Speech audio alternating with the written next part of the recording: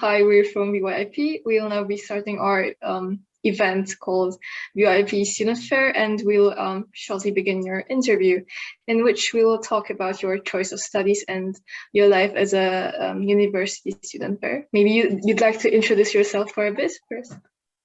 All right. Okay. So my name is Ola, and I'm currently a third-year student studying medical innovation and enterprise at UCL, so University College London. Hi, I'm Hoang or Asha, and I'm a second-year student at University of Cambridge. I'm studying computer science. My name is Phuong.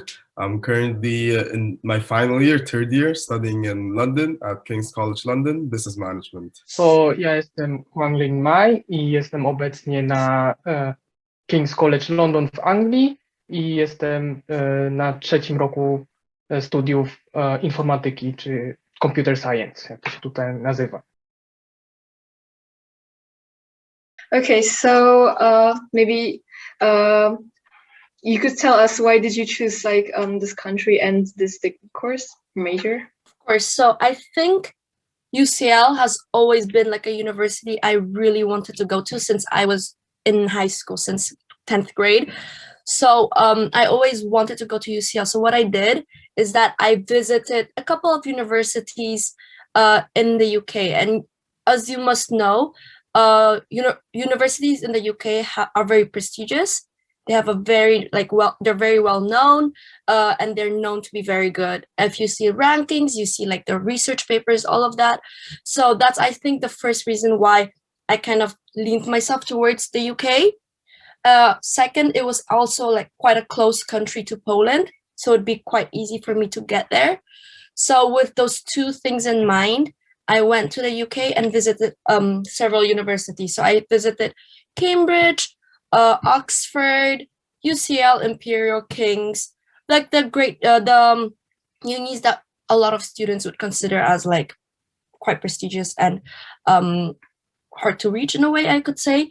So when I visited all the unis, UCL really aligned with what I like. So that the people, the environment, the classes, I really enjoyed like the way the classes were taught, the modules were there. So I think that's like the main reason why UCL was my first choice. To explain my course a little bit more, it is a combination of biomedical sciences and business management.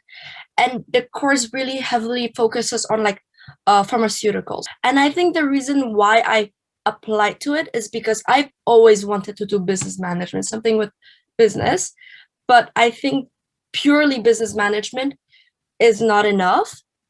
And also I really like the science, so the STEM. And I believe that like a combination of both would give me more knowledge and more skills. Because, for example, from the STEM side, so the biomedical side, I got like analytical skills, research skills, a lot of different skills. Whereas from the business side, I taught myself more interpersonal skills, such as, for example, networking, communicating, teamwork. So I think this combination was really, really great. So I'm beginning with computer science. I've always been interested in computing generally, and especially like software engineering. And I started programming in middle school, and I enjoyed it ever since. So I just decided to stick with it. When it comes to the UK, I think it's because of the high-level education, and I also wanted to like experience what it's like to study in a different country. And why University of Cambridge? I feel like it's like University of Cambridge and also Oxford University are just different from other universities. It is quite intense. But I feel like the atmosphere is quite different because of the colleges here and the societies. So I was really excited about the idea of having many societies. Dlaczego computer science? No, ponieważ szczerze byłem też już zainteresowany matematyką i informatyką, no i na początku byłem bardzo zainteresowany matematyką, tylko uznałem, że akurat ja nie widziałem, jaka byłaby praca z samą matematyką, więc po prostu powiększyłem swoją pulę zainteresowań do informatyki i akurat bardzo mi się spodobała, ponieważ lubię tak szczerze no, robić i tworzyć rzeczy i znając języki programowania mogę z łatwością różne programy napisać albo stworzyć strony internetowe, które mogą być używane. Dlaczego akurat na zagranicę, czy do King's College ogólnie, to ponieważ chciałem mieć duże możliwości w szukaniu pracy, w aplikowaniu na różne stanowiska i też mieć wysoki poziom nauczania, zdecydowałem, że będę szukać uczelni za granicą. No ale teraz tak akurat będąc w tym kierunku, czyli informatyka, no i też już mając trochę doświadczenia z szukaniem pracy, nie wiem jak bardzo pracodawca akurat patrzy na sam dokument czy status, z jakiej uczelni, jaką uczelnię ukończyłeś. Ponieważ no, szczerze ja będąc tutaj w Londynie i ucząc się tej informatyki, nie widzę, żeby była aż taka różnica w poziomie nauczania na przykład w Polsce czy w innych krajach Unii Europejskiej. I currently study at King's College London. Why I chose my school? I remember at the beginning, I knew I didn't know what I wanted to do with my life. When you're 18 years old, 17 years old, you don't really know what career path, what subjects to pick so early in your life. So I wanted some subject. I knew I wanted to go into business, but I didn't know if I should go into finance, economics, marketing, mathematics. I wanted a broad subject, some subject which encompasses every single business modules. And that's why I decided to take the module business management. So business management is very broad. It allows me to learn every aspect of business and not specialize in one specific area. So I have every single module, like from marketing to accounting, economics, sociology. So that's business management. And how I picked my university, I remember at the beginning, I Googled often best business management in UK. And King's College often showed up, and it was also the university with the hardest grades to get into for management. I also really wanted to be in London. I really didn't want to be outside of London, and that's why I chose King's College London. It's also a very reputable, highly ranked, and a pretty well-known university, especially for their management. Actually, I have one more question. Like, why should people choose like England or London? Like, what's beneficial about going there compared to like other places? Well, I mean, I would say it's not about the location, it's about the actual uni. So I mainly chose UCL for, first of all, the quality of teaching, but also really the name. The name is a great marketing tool for you, especially for your career or for future. For example, when a recruiter hears UCL in comparison to, for example, a small university in Poznań or like anywhere else, they're more likely to know what UCL is, and they're more likely to know like that these universities are very prestigious and they teach you very well. So I think I wouldn't say the location, I would say more the actual university. So now I guess we'll move on to like application related section. So could you tell us briefly about the application process in your country or university? For example, could you give us like a brief outline of how your application went? So I applied to the UK. It was pretty straightforward, very easy. They have the system called UCAS where students apply through. You had a choice, either you apply via your high school or you apply as an individual. I applied via my high school, so my high school did help me with the application. I had to write a personal statement. It was one page. I don't remember exactly how many words. There was one page. You just talk about yourself and why the university, why the course. That's a personal statement. Then you had to pick a teacher which would write a reference about you. So the teacher would just talk about you. So you had to pick the closest teacher or the best teacher that could write an essay about you. So I picked my school principal. He wrote a reference for me. After that, I needed the predicted grades. So I believe this was in my 11th. This was in my final year. I applied around October. I had to go to every single class I had. I had to ask the teachers what are my predicted grades, and then they would input, and then my school would input the predicted grades into the UCAS. So it's not me putting the predicted grades; it's the school which puts the predicted grade, and the teacher also puts up the reference.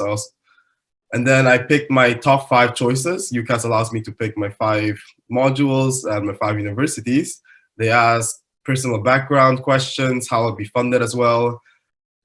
At King's College London and most humanitarian subjects in UK, we don't really have any exam or interview. And yeah, for King's Business School, King's College London, I think I needed the grade of A star AA or 35 IB with a 667 in HL subjects. Okay, and did you need like any English proficiency tests like TOEFL or IELTS?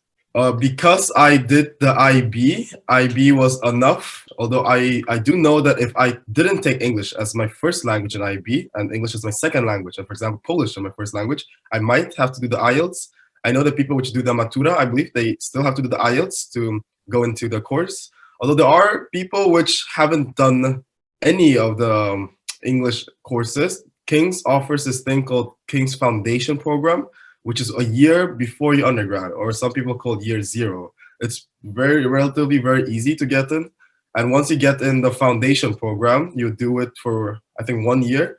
And then if you get the good grades, then you can go into your undergrad. So people without the educational background, a lot of universities in UK offer this thing called foundation program. In my case, I remember that I had an exam specifically for Cambridge, which was, I think, CTMUA, which was very math based, I think, as I remember. Then there were interviews in December when I had to come to Cambridge and have my interview in person. I think that last year it was online because of COVID though. I also had to take IELTS exam. I did it, but it's not necessary. It really depends whether your English is sufficient during the interview. Like some people were required to take it and some people were not. Most of us didn't have to take it. And do you know maybe like what it is like that your school, Cambridge, looks out particularly for in their prospective students when they're applying?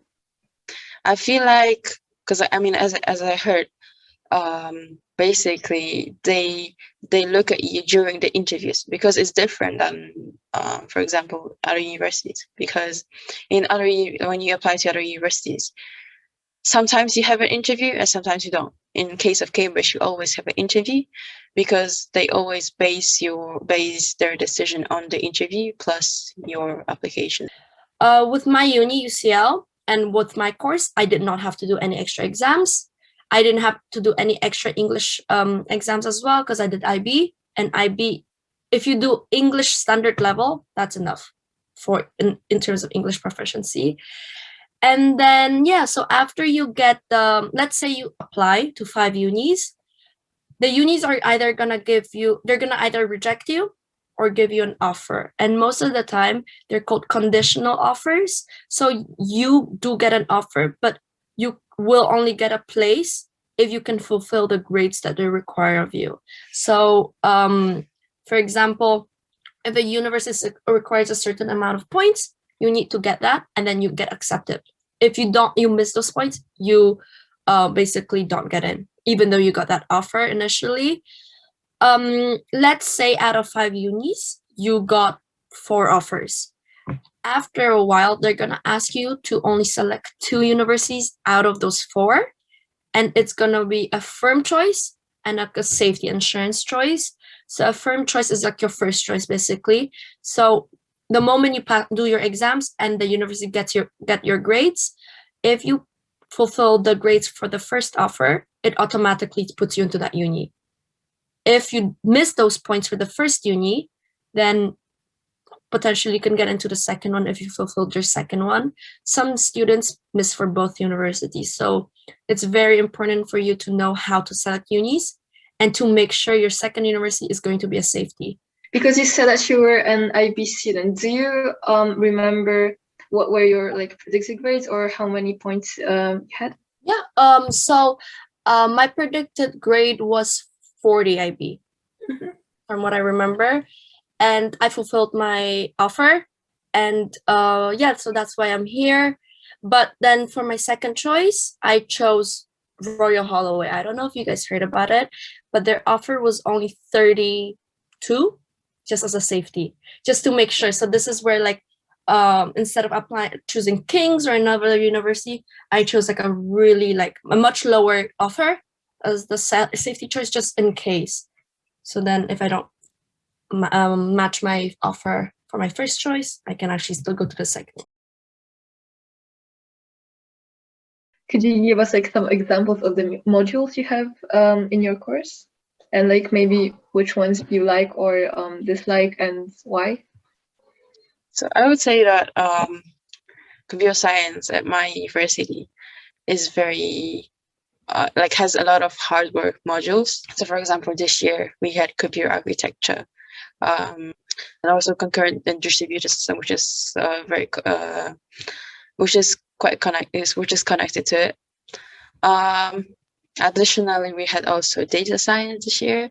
We also had it's called semantics of programming languages, like how, for example, computers detect the languages, or how they change it to like from for example C or C++ to the language that like the computer understands. So it's about compilers, and also how the language is like how it looks like exactly. No to z przedmiotów, które ja mam, to dużo jest do wyboru. Jako na pierwszym roku ma się podstawy, czyli podstawy programowania i podstawy informatyki, czyli trochę też prawdopodobieństwa, logiki i takie wprowadzenie, bo na pierwszym roku zakłada się, że uczeń nie ma doświadczenia w ogóle z tym, co się przedstawia, czyli nawet jeżeli się nigdy wcześniej nie uczyłeś programowania czy informatyki, to będziesz mógł nadążać w pierwszej klasie. Ja miałem wprowadzenie to nazywa się software engineering. Chodzi o tworzenie aplikacji i programów i sposób, jaki powinno się rozkładać i planować tworzenie programów. Potem na przykład w drugim roku można sobie wybrać przedmioty związane ze sztuczną inteligencją czy z robotyką. No i ja akurat wybrałem takie bardziej związane z sztuczną inteligencją. No i na przykład też w tym roku wybrałem też przedmioty z kompilatorami do języków programowania oraz na przykład kryptografię, więc jest po prostu dużo do wyboru, tak jak już jest się na drugim i trzecim roku. Ogólnie na Kingsie jest też taka możliwość, że ukończysz licencjat ze specjalizacją i masz albo specjalizację w sztucznej inteligencji, albo właśnie specjalizację w software engineering. No i wtedy trzeba wybrać sobie przedmioty według tych specjalizacji. So for business management, in the first year, you don't get to pick your modules. You get a very broad introduction to everything. So in my first year, I had topics like introduction to marketing, introduction to accounting and finance, introduction to macroeconomics, introduction to microeconomics, sociology, psychology. And then that's during your first year. And then your second year, you get to specialize more. Then your second, your third year, you get to pick your modules. So students which like marketing more, they tend to pick more marketing related courses like brand management, social media influencing management. Well, I personally, I since my first year, I started noticing that I like more in the field of finance. Started choosing and specializing more in field of finance, such as corporate finance, financial statement analysis, money and banking, and more economic side modules. And that's the ones I took. Of course. So I'm going to try to remember all from my first year because I'm in my third year already. So in my first year of uni, I had only compulsory modules. So they gave me the modules and I had to study them. And in my first year, it was very medical sciences heavy. So it was, for example, I was learning about the whole body. So it was going to be like the kidney, cardiovascular system. So there are going to be modules specific for each area. The second year shifted a little bit more for me because you also got to choose 2 optional modules. So in addition to your core modules, which were also quite biomedical, I had a couple that were like science-based, a couple that were like patents, law, kind of in like pharmaceutical companies, which was really interesting. And for my 2 optional modules, I chose pharmacology because I really wanted to see drug design and drug stuff. So I actually chose pharmacology as one of them. And the second one I chose was business. I think it was entrepreneurship.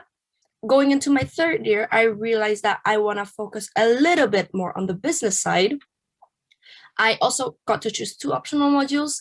And for this year, I'm doing finance and project management as my optional modules.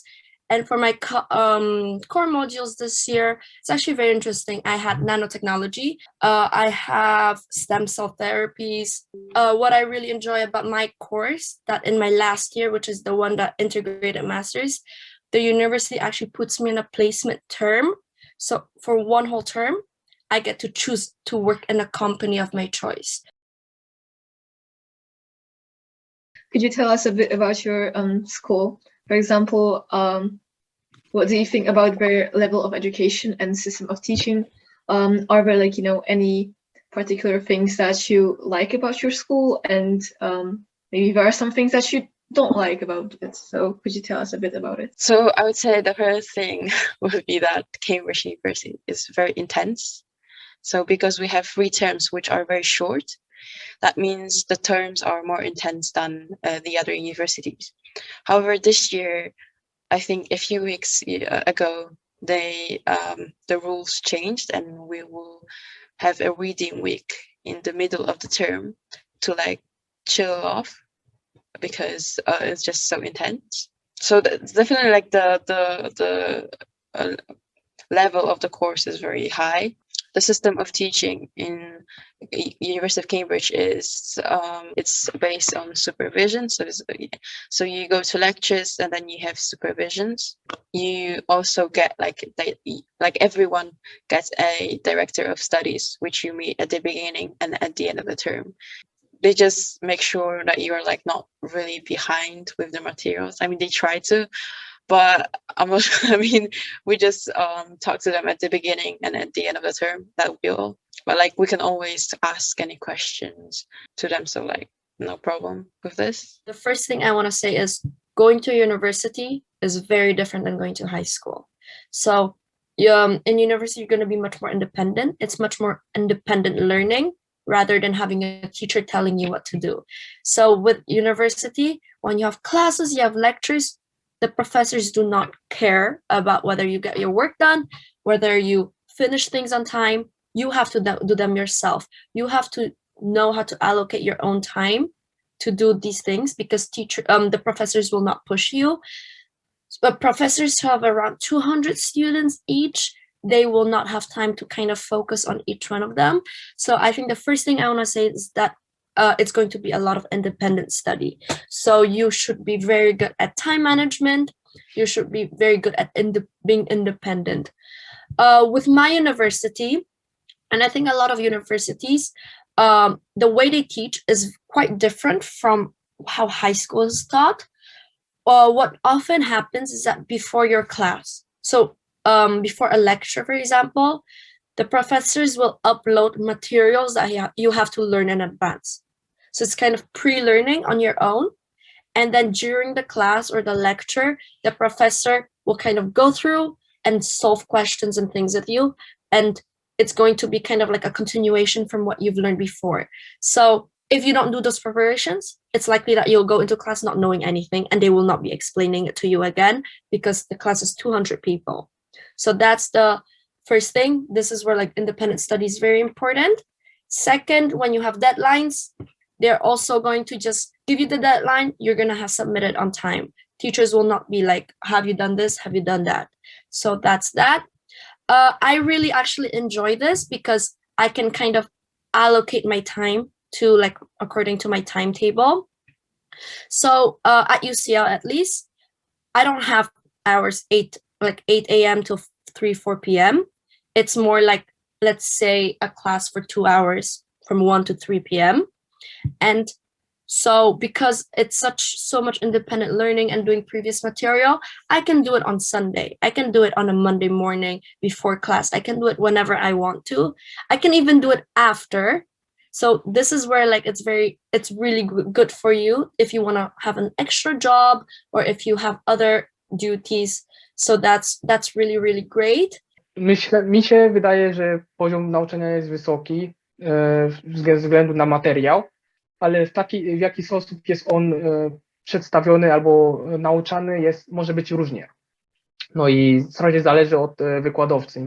No czasami się trafi na takich dobrych i czasami trafi się na takich złych. No i wtedy, żeby wyrównać swoje szanse, to trzeba po prostu wkładać duży nacisk na samodzielną naukę.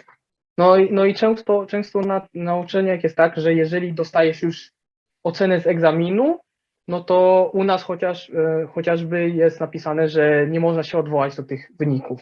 Czyli jeżeli dostałeś jakąś ocenę, to ta ocena zostaje. Chyba że cały komitet zdecyduje, że te oceny trzeba podwyższyć albo obniżyć, bo ze względu na to, że był jakiś problem. Ogólnie jest też tak, że jeżeli jest problem na egzaminach, to po egzaminach często zaczyna się po prostu debata na temat dlaczego to było tak, a nie inaczej, to było źle przedstawione, albo tego nie mieliśmy na swoich wykładach i tak dalej, albo było w ogóle za mało czasu i za trudne zadania. No i często jeżeli są za trudne i ludziom bardzo źle poszedł egzamin, to te oceny podwyższą według dystrybucji normalnej i niby podwyższą wszystkim oceny. Going to university is a big change from high school. We don't have, like in high school, middle school, we're just used to coming to class and there's a teacher in front of us and just teaching. In university, it's a bit different. We are split into this thing called lecture, where like 200 students gather together and then just listen to the teacher. And after a lecture, you have people called seminars.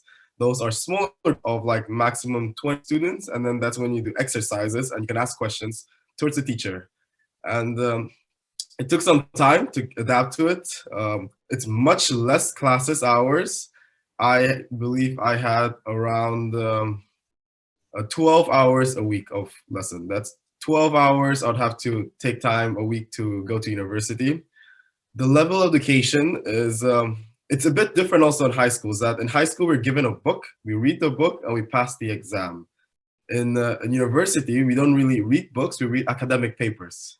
So the books we read in high school are often from researchers writing academic papers. Then a lot of academic papers compiled together create a book. In university every module, every week, every day, I'll just be being sent academic researches. I'm expected to read them and then just learn straight from the researcher who researched this field. So that's a different thing as well. The quality of education, I personally believe is a bit easier than IB. It's a bit less stress. You don't study as often, but I also believe that universities are aware that there's more for us than just studying. We need the free time to socialize, to explore our career, to apply to companies, do interviews for companies. That's something that I think students will take more time during university. So not the studying part, but also the socializing and the job looking aspect, the master's application aspects, the GMAT when you're in your third year, you have to write the additional exam when you want to go to business school. So the schools, they don't take much of your time. 12 hours a week is not much. I think that's how much I had in 2 days of high school. Could you tell us a bit how your financial situation looked like? For example, could you tell us a bit about your school fees, if you had like any scholarships or other financial assistances? Yeah, of course. So I am aware that in the US, for example, universities, it's very often to get scholarships. About 80% of students in the US get scholarships due to the high fees. In the UK, it's a bit different. During my year, it costs the tuition fee is £9,250 per year, and it's like that for the next 3 years, and it's like that for every module. But this is only for home students. So before Brexit, every EU student, that's how much they paid. Home students in the UK, that's how much they paid as well. Although I am now I know that the price has increased for Europeans, unless you have an EU settlement scheme or you live in the UK. For Polish people, I think for my course is around £27,000, and that's the average for humanitarian subjects. It can go up all the way up to 45,000 if you study more in medicine field. Scholarships, universities in UK don't often give scholarships. We do not have a lot of scholarship programs like in US. On the other side, the tuition is already much lower. So they often argue that the 9,250 is already subsidized, the price is already much lower, and that's kind of the scholarship. Although there are scholarship programs, which is pretty difficult. It's mostly about disadvantaged backgrounds, or if you apply or why you couldn't pay for the university, they do have some scholarships for that. The housing in London will cost you anywhere between 800 to 1,200 a month. And that's like the average I see students have been paying. If you live in your first year, the student accommodation, the average is around 240 per week, £240 per week. And then on top of that accommodation price, you have the either 500, which you might need a job, 700, which you have to start rationing and like saving up, 1,000 to live comfortable. And the underground in London costs £20 a week.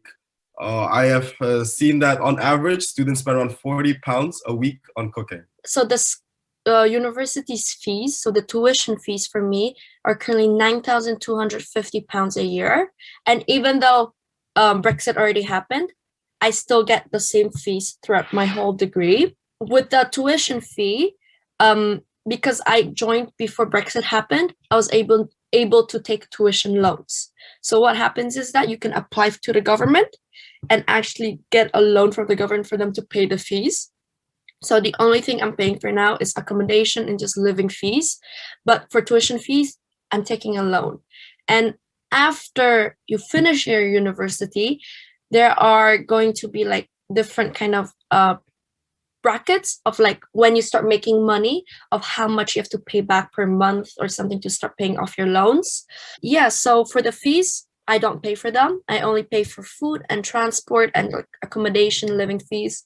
And after I graduate, I'm going to start paying off the loans. And about your accommodation, do you live in school dorms or like in a private apartment or something like that? So this is actually a very interesting question because in London, there's a certain rule about this accommodation thing.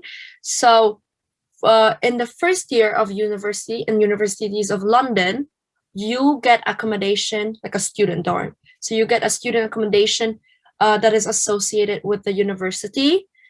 However, from the second year onwards, the universities do not provide student accommodation, student dorms anymore, purely because of the amount of students that we have.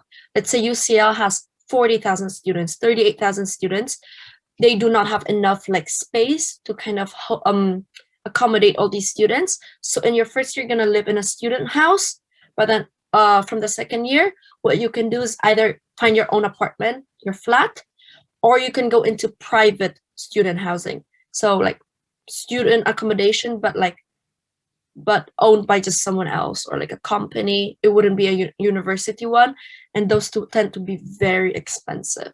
Since London's one of the most expensive cities in the world, for me, living in London is very expensive. And it's not just about transport. It's about just buying food, doing anything. It's going to be much more expensive than Poland. That's what you can be sure of. However, what's good is that you do have student discount for transport. So what you can do is get an Oyster card, which is like a transport card in London. And if you buy it monthly, you can actually have like a student discount on that. Well, actually, when I joined university, I was 17. And because I was underage, I was able to get a kid's Oyster card. And that allowed me to have 50% off Whereas like when you go to uni, when you become a student, it's only 25% off, I think. So yeah, so you do get student discounts a lot throughout the city. Having the opportunity to get a loan from the government was really helpful. So basically it covers your tuition fee for the whole duration of your course. I additionally get like, it's called Cambridge bursary, which is like the amount you get is dependent on how much your family earns.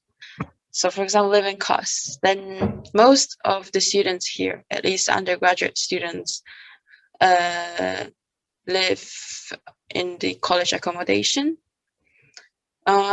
It's not the cheapest, to be honest, but it's just the easiest to choose, and it's probably like the cost of it is probably similar to living in a private accommodation. So in my case, I think it's less than £700 for a week.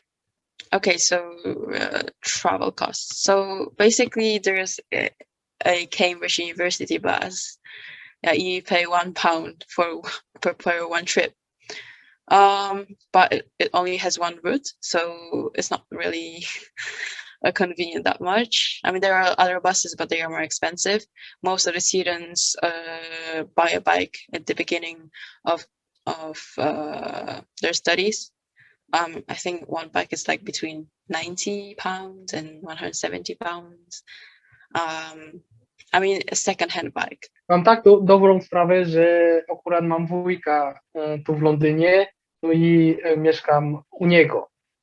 No i nie wydaję, powiedzmy, że nie wydaję żadnych pieniędzy na czynsz i na mieszkanie. No i też wujek zazwyczaj kupuje jedzenie, więc nie muszę też wydawać pieniędzy na tygodniowe zakupy. No i tego po prostu nie wliczam w swoje wydatki. Codziennie wydaję co najmniej, no nie co najmniej, no średnio 10 funtów i to wychodzi na to, że jest to około 6 albo 7, około 7 funtów jest prawie na podróżowanie z domu na moją uczelnię. Tam gdzie mieszkam, czyli u wujka, to jest strefa 3, a moja uczelnia jest w strefie 1. No i po prostu są takie różne strefy w Londynie i zależnie jak daleko mieszkasz, to taka jest opłata za dojazd. A kolejne te 3 funty to ja zazwyczaj po prostu jem tak zwane meal deals w Tesco, które są właśnie za 3 funty, i to jest po prostu kanapka, napój jakiś tam, albo owoce, albo chipsy. No i po prostu tak wygląda moje wydatki na co dzień. What do you think about like the employment market in the UK as a student, and as a nearing graduate? Because I imagine that maybe you're looking for some work experience or already have some. So UK is actually a really good country in terms of career prospects. So I mean, it really depends on what kind of industry you want to go in. So personally, I'm going into the business of finance industry. And so, for example, finance industry, or like or companies like the big companies such as Google, Amazon, all of those companies are really, really great opportunities for you to start your career here, even though it's extremely competitive. Extremely, I'm highlighting extremely, but those companies actually give you an opportunity to start preparing for your career after university from your first year of university. So I'm going to try to explain what most of these companies do. So most of the companies, they have these placements or these like insight programs for students from their first year of university. And in the first year, they often have this program called a Spring Week or a Spring Insight program. I'm sure you've heard of it. So it's going to be just a week of experience within that company. But if you, for example, get into actually that program and do well, they transition you for your second year to go into their summer program. So instead of 1 week, in your second year, you get to do 2 months of work experience with them.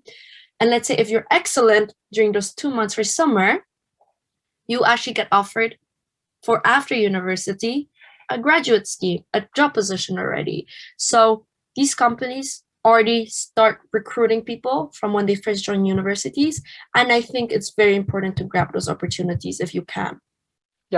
Jak wygląda na przykład aplikacja na takie pozycje z informatyki czy software engineering, no to zazwyczaj trzeba być przygotowanym, że oni się zapytają ciebie o różne terminy albo może koncepty z programowania czy z informatyki.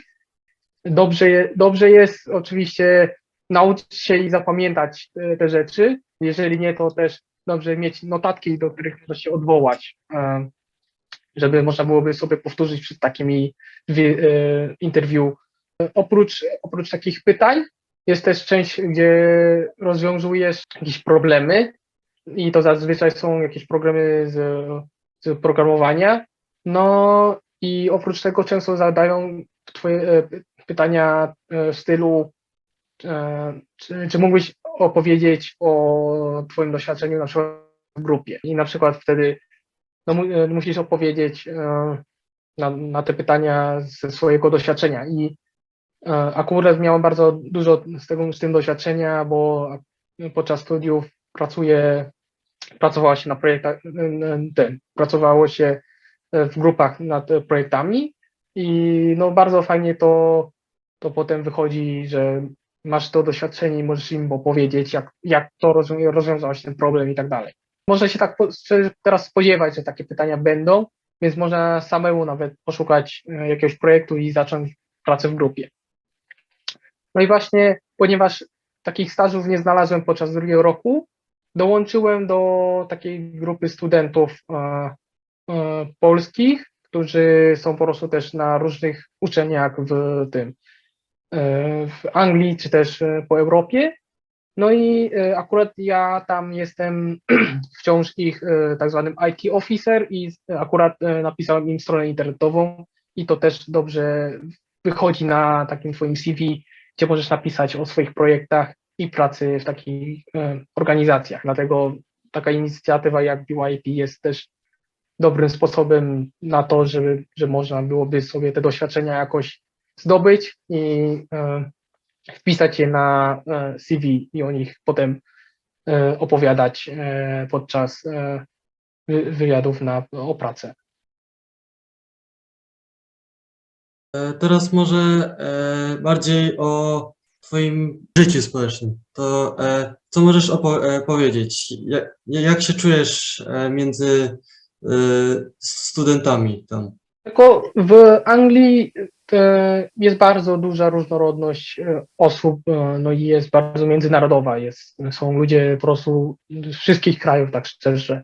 I można poznać bardzo wiele kultur i ludzi o różnych doświadczeniach i o różnych opiniach. No i nie mam, ja się bardzo czuję swobodnie na tej uczelni i nie ma żadnego problemu. Oczywiście w samym Londynie zdarzają się czasami takie rasistowskie wydarzenia. No, ludzie po prostu byli rasistowscy wobec wszystkich Azjatów przez to, że COVID był w Anglii. Ale uczelnia jest antyrasistowska i ma jej regulaminie jest bardzo dużo napisane o takich rzeczach. No i też szkoła też jest bardzo antyhomofobiczna, więc też osoby o innych preferencjach i innych płciach mogą się czuć się swobodnie na uczelni. No też na uczelni też jest dużo kół zainteresowań, czy też jak to się nazywa tutaj student societies. No i jest to wszystko, o czym możesz tak naprawdę pomyśleć, bo są societies od przedmiotów, są od kultur i języków, czyli są societies, jest Polish Society, Vietnamese Society, Irish Society i też potem od zainteresowań, czyli na przykład Gaming Society, Movie Society, History, Hiking Society, wszystko jest. A jeżeli nie ma jakiegoś swojego zainteresowania, to nawet możesz założyć ten society i sobie je prowadzić. No jeżeli masz jakieś zainteresowanie od ludzi, bo jednak musisz zebrać jakieś tam parędziesiąt chyba podpisów, czy tam zgłoszeń, że akurat ludzie chcą, żeby twoje society zostało stworzone. No ale jest ich bardzo dużo i można dołączyć do wszystkich, jakich chcesz. No i u nas to tak wygląda, że zazwyczaj te członkostwo do tych kół zainteresowań jest darmowe, ale są też przypadki, gdzie musisz kupić takie roczne członkostwo. No i takie członkostwo zazwyczaj daje ci niby zniżki na wydarzenia, które organizuje, zniżki albo wstęp na wydarzenia organizowane przez te societies, bo też są wydarzenia, gdzie musisz po prostu zapłacić za wstęp, czy za to, żeby zapłacili za na przykład za tą kolację, czy za zorganizowanie takiego wydarzenia. A tak to poza takimi societies na uczelni, to właśnie wciąż jestem członkiem tej organizacji polskich studentów.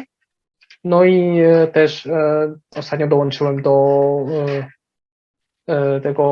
tej Federacji Stowarzyszeń Studentów Wietnamskich, która działa w całej Europie. No i też tam jestem członkiem.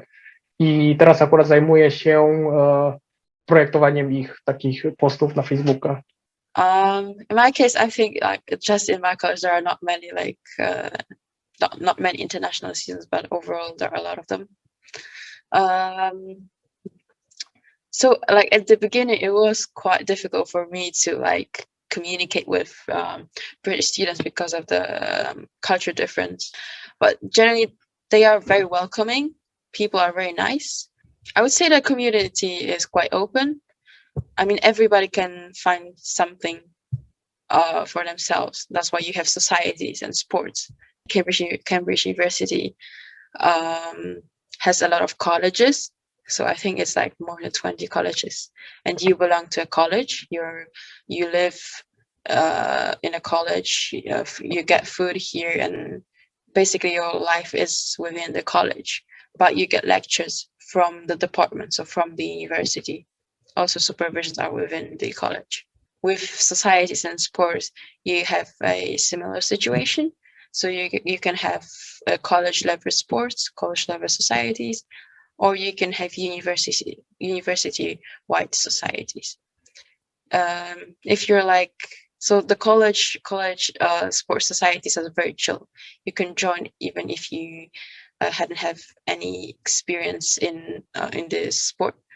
Whereas in the uni-wide teams, it's usually more competitive.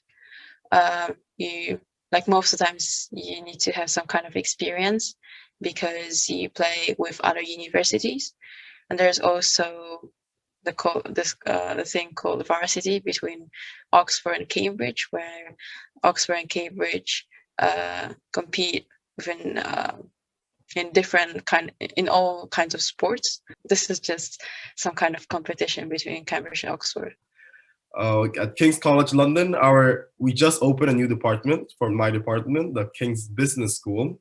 I think it was amazing. I think they opened it in 2018. We bought a new house, a new building. It used to be BBC's headquarters, so we bought BBC's headquarters, rented it out.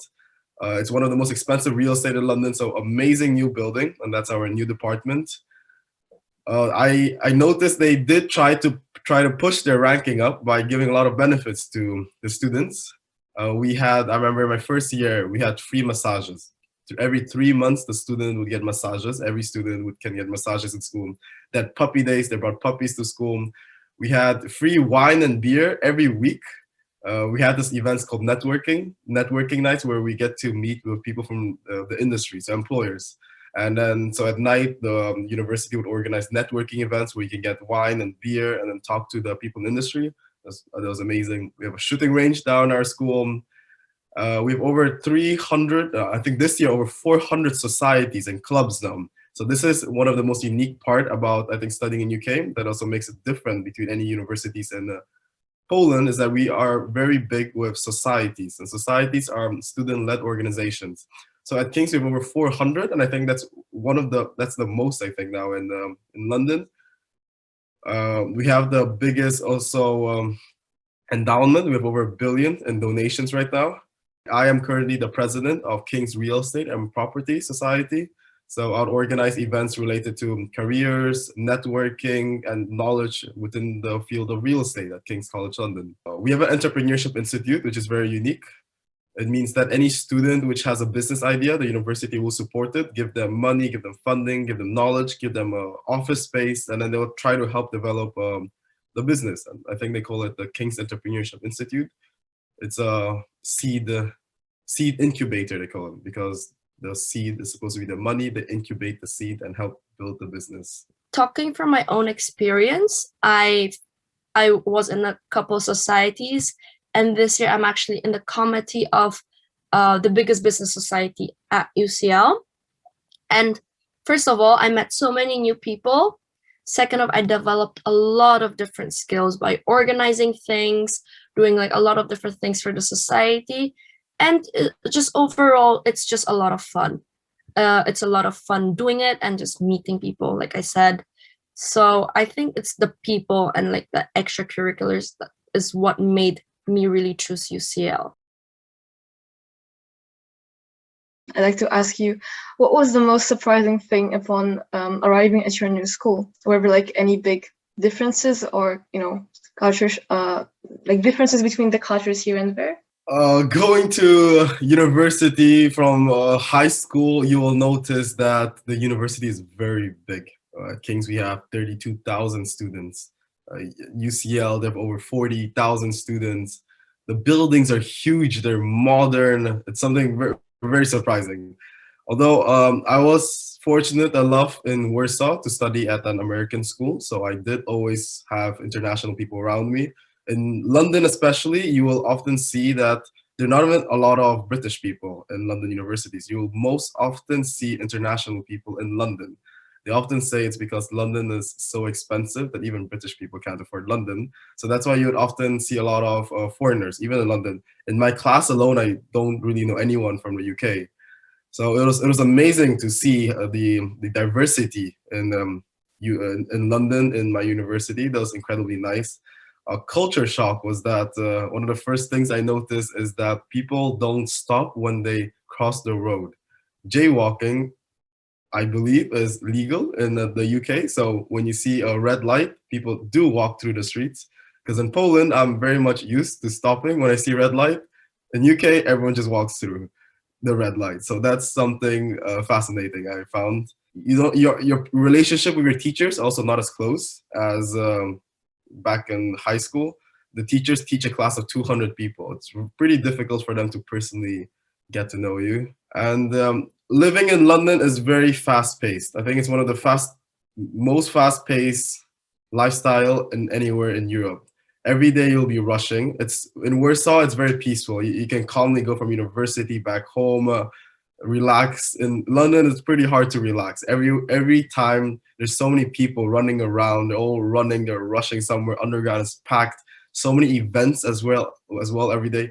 And you always want to attend every single event as well. So you always rush from one campus to second campus, room to room, because you want to, network with this person, listen to the CEO of Goldman Sachs talking about, economics or something like that. So every day there's an event. And then later you want to go to theater or something.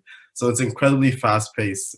So a lot of students, when they come to London, they'll notice how fast the life is in London. And I think that's incredible. For students, that's a great opportunity, especially for them to learn about all of this. For me, it's a very personal experience because when I joined university, I was 17.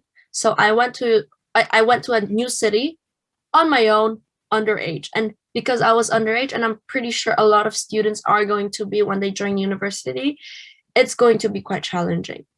So getting a student accommodation with being underage, you need a guardian, so someone living in the UK who can be your guardian until you turn 18. Opening a bank account, you can't open it on your own. A phone number, you can't do that yourself. So most of the most important things, you're gonna need help with that. So I think that was kind of like quite challenging for me, especially when I first just came to a new city. Luckily, my parents knew some people who were able to really help me out with that. And I think one of the most fascinating, I think, fun things is that it's very diverse in London, in the UK. So like wherever I went, I met new people from different cultures, from different backgrounds, different nationalities, and it's very inclusive. So no matter the race, no matter the color, everyone was nice to everyone, which is something quite different in Poland. I feel like it's mostly about like cultural things like people talk about. So I don't know, like a stupid example, but like I don't know, that movie, for example. Otherwise, I feel like it's just getting to know all the British things. So like, for example, that people go to pubs very often in the UK, which is not very common in Poland. So I would say it's not as serious. It's just like little things that you have to find out at some point when you come here. Considering the COVID situation and stuff, would you say it's more difficult now to socialize and like to meet new people, or is like kind of the same as it was before? During my first year, that's when COVID started, during March. And then going towards my second year, during a lot of lockdowns, it was absolutely very difficult. Bars and clubs were closed. You couldn't go to university. So during my second year, last year, a lot of students, they just ended up studying from home or just studying from whatever country they were. So I came back to Poland. I knew there's no sense to come back to London, pay the rent, and also not be able to go out anywhere. So I decided to be in Poland. During my third year, right now, I've noticed a lot of students do go out right now. They try to make it back to they try to make the time back because they couldn't socialize last year. So they're trying to socialize as much as they can towards their final year. I have personally been trying to go out every single day. I've been trying to go clubbing every day, going to events every single day, going to networking events every day because it's my final year and also because I couldn't do it last year. It's my final couple last months before I graduate. So I think it's always great to socialize and make friends at university. Looking at the employment situation, during COVID, it was incredibly difficult to get any internship or any work experience because all the students which secured their summer internship last year got moved towards the next year. So when I was applying last year, all my spots were taken by students before me, which couldn't do it. So before I applied last year, my spots already filled out. A lot of companies didn't even open their internship programs because the spots were already filled out by the students which couldn't do it due to COVID previous year. And that made internships very hard to get because companies either didn't open them or they were already filled out by students that couldn't do it due to COVID previous years. They just moved the students. So actually, I was really lucky because when I first joined university, there was no COVID. So the first 2 terms, I actually got to meet people and it was super easy to meet people. Everyone was so friendly because they're just like you. You're going to a new environment, they don't know anyone. So you can just talk to anybody. You can start meeting the people that you kind of vibe with and you can start creating friendships. With COVID, so for students who joined a year after me, it was very different because you can't meet people in person, especially last year. Everything went online. I stayed in Poland for almost half of my second year. So that was much more challenging in terms of meeting people. However, I think universities did try to kind of help you with that by creating a lot of online social events. So because you couldn't meet people in real life and actually talk to them, what they would do is, for example, organize trivia nights, quiz nights, kind of like icebreaker events online for people to actually meet. So that would be great. Although I would personally say that's not the same as meeting people in real life. And COVID made it really difficult because it kind of also shut people down from socializing. So people forgot how to socialize. And then this year when they came back, it was a little bit more stressful seeing so many people at once. But yeah, COVID made it a little bit harder, but universities did try to kind of help and ease people into that a little bit. For the last, do you have any final remarks, for example, advice or warnings for people who want to study in your country or at your university? I think students that want to apply to the UK, they should just come into, like, if they get into university, to just be prepared to be very independent. So people are not going to tell you what to do. You're not going to push you. You can not go to classes. You can just sleep all day. But then at the end, it's going to be a very difficult thing. So just make sure you are going to be able to be independent, or you're going to be able to manage your time properly. So that's the first thing people, my first advice in terms of people that are going to first join, just to be prepared to do that. Second, I just want to say you're going to have a great time. I personally think university work is easier than high school work. I personally think that. I don't know if other students think that, but I personally think that university work is not going to be hard as long as you can keep up with things. If you can't, then that's a little bit difficult. But if you can, it should be a breeze. You're also going to have a lot of time to go to these societies. My third advice, definitely apply to societies. First year, you can join these societies as like just a member. I really recommend to get into committees. So actually organizing those societies, because that looks amazing on your CVs for your jobs. And I know that a lot of students might not exactly know what they want to do with their futures, but I really recommend, like, if they start going to uni, they should start figuring things out and then joining societies or start doing things to really help those careers, because university is a great place for that. Universities will help you. They have career advisors. They have societies that help you. So many things. Professors, everyone will help you with that. It's much better than just to wait until you finish your degree and then start looking, because by then people can't help you anymore. So really try to get the most out of your university experience, because these universities have so much to offer. So much.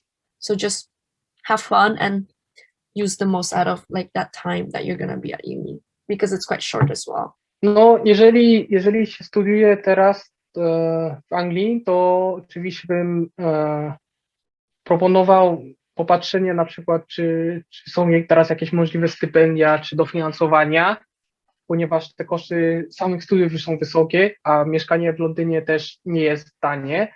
Też, żeby zaoszczędzić, to proponuję na przykład zakładanie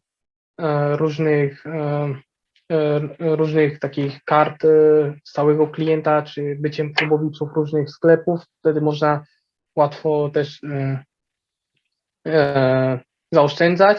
Jeżeli jesteś studentem, to też często są zniżki studenckie, więc na to trzeba też patrzeć. Na przykład w sprawie uczenia to oczywiście trzeba się nauczyć, jak sobie dzielić ten czas efektywnie i dobrze, żeby można byłoby też oczywiście zbalansować czas na naukę i też czas na swój rozwój i na relaks.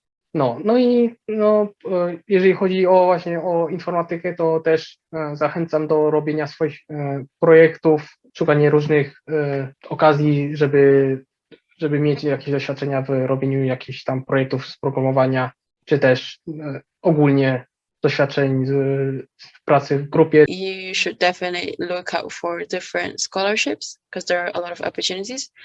As I am aware, 1 or 2 colleges in my universities do give scholarships, additional scholarship from them for EU students, because of the lack of the government loan anymore.